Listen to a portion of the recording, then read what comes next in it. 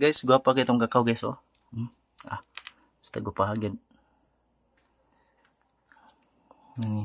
Ikaw pa tayong harvest guys, gamay na lang kaayo. Sa una kay, sa 30 rin kapunuan, kakao. O pag yun nagbunga tanan. Mo harvest ko sa una ni wheat beans kay 50 kilos. Karon kay ikaupat naman wala na. Gamay lang kaayo. Tilok-tilok. Pero napagyapoy harvest nun. Ning balot ako ani og 1,800 ka buok. Nani ako na harvest na siya sukad pagkuan. 21 kilos na siya guys, isa ka balde nga dako. Gupaha.